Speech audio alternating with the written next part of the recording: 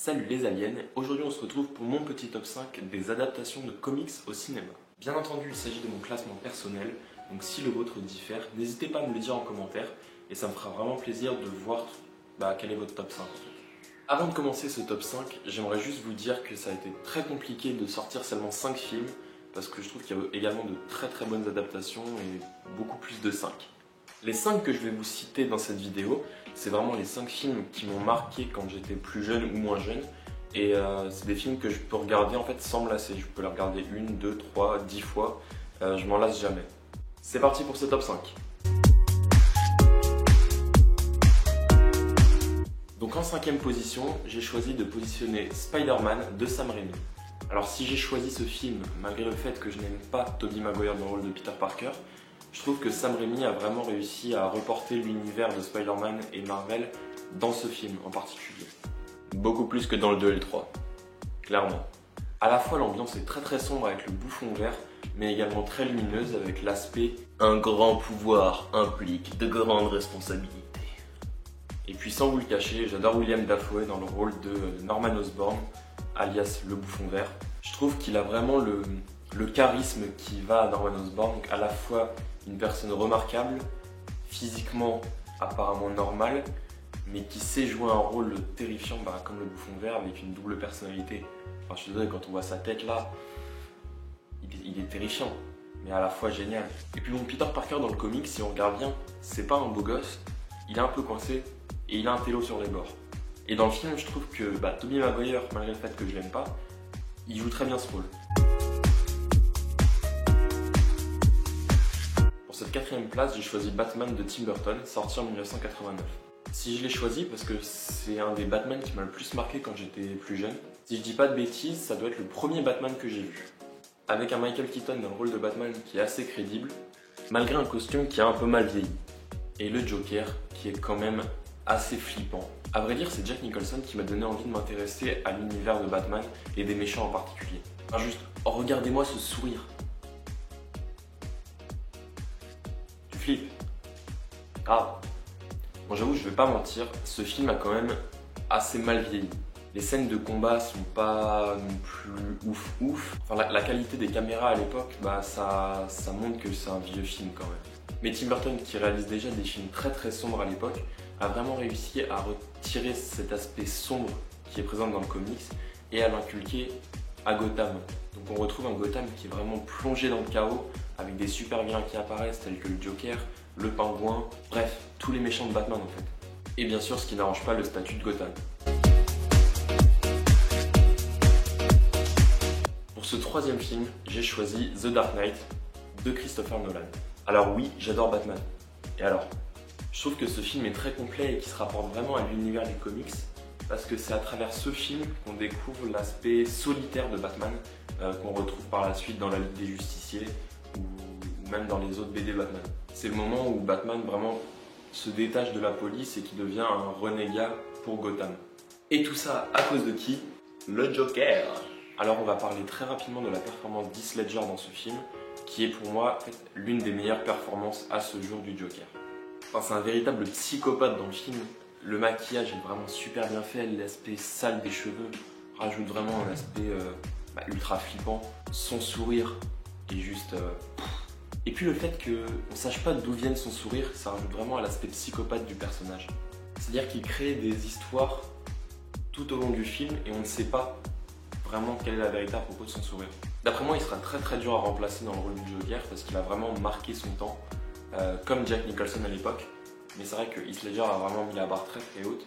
Donc j'attends vraiment beaucoup de Suicide Squad avec Jared Leto dans le rôle du Joker. Donc malgré une fin revue due à la mort d'Heath Ledger, je trouve que ce film c'est vraiment le meilleur de la trilogie de Christopher Nolan, voire l'un des meilleurs de tout l'univers Batman au cinéma, parce que c'est le plus proche au niveau du comics et le plus abouti au niveau des personnages.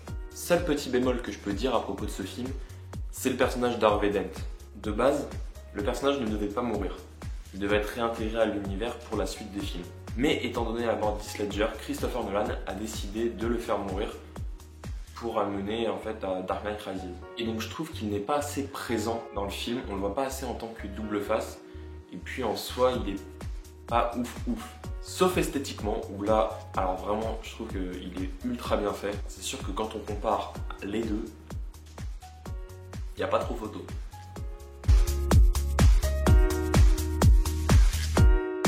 On passe maintenant à mon top 2. À mon grand regret, ce film et ce comics, ainsi que tous ces personnages et tout son univers, je trouve qu'ils sont pas assez connus du grand public. Hellboy, pour moi, c'est vraiment un des personnages les plus intéressants de l'univers du comics, parce que c'est un univers vraiment très sombre et très particulier.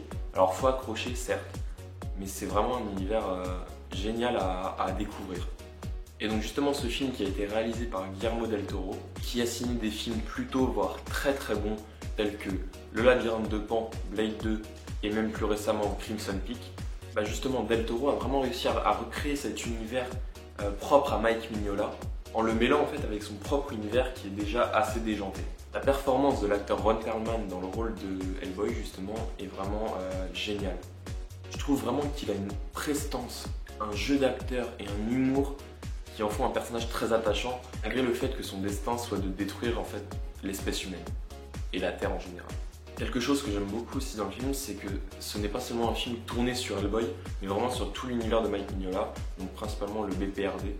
Donc comme je vous disais, l'univers BPRD est présent tout au long du film, donc on retrouve Ab Sapiens, Liz Sherman, plein d'autres personnages qui sont présents dans l'univers de Mike Mignola dans la BD BPRD. Donc si vous ne connaissez pas cet univers, vraiment je vous conseille d'aller voir ce qu'il fait. Personnellement j'adore, donc ça plaît pas à tout le monde, mais essayez franchement si vous ne connaissez pas, ou même regardez le film, parce que c'est vraiment un très bon film.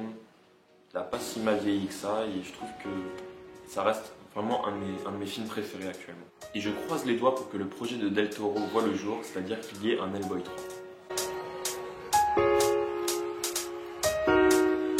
On arrive à mon top de chez top. Il s'agit bien entendu du film de Zack Snyder, j'ai nommé The Watchmen. Sans vous mentir, à la sortie du film, je connaissais ni le comics ni les personnages. J'étais encore jeune et con, pour moi les super-héros c'était Spider-Man, Superman, Batman. Personne d'autre. Alors oui, vous pouvez vous moquer de moi si vous voulez, mais je pensais que c'était une parodie de Batman et Robin. Surtout quand on voit ces images. Personnellement, ça rappelle quelqu'un. Puis bon, leur logo, je trouve qu'il est vraiment simple et efficace en fait. C'est celui-là là. Snyder a vraiment réussi à recréer l'univers d'Alan Moore. Limite, case après case, c'est à peu de choses près la même chose. Et puis bon, le spectre soyeux aussi, ça... pas mal. Et franchement, la bande originale est vraiment magnifique. Donc si vous n'avez pas vu cette adaptation, vraiment, vous savez quoi faire ce soir. Tous les personnages sont intéressants. À vrai dire, j'ai même pas vraiment de points négatifs pour ce film. Bon, par contre, c'est vraiment bien un film de Snyder, donc très violent, très gore. Si vous avez vu 300, vous savez de quoi je parle. Donc vraiment, je déconseille ce film vraiment aux jeunes enfants, c'est plus pour un public averti. Donc bref, il s'agit selon moi de vraiment la meilleure adaptation de comics au cinéma. Donc si vous ne l'avez pas vu ou si vous ne l'avez pas lu, je vous conseille vraiment de regarder ce film ou de le lire, parce que de toute façon les deux se rapprochent vraiment beaucoup, il y a très peu de divergences. Et si vous le regardez ou si vous le lisez, n'hésitez pas à me le dire en commentaire ou par message privé, ce que vous en avez pensé de ce film. Donc voilà, c'est tout pour moi. N'oubliez pas de me laisser un petit pouce bleu, de partager la vidéo, de me laisser un petit commentaire, ça me ferait vraiment super plaisir. Vous pouvez également me suivre sur Twitter et sur Facebook, les liens sont dans la description. Et puis moi je vous dis à bientôt les aliens et on se retrouve pour une prochaine vidéo bientôt. Salut!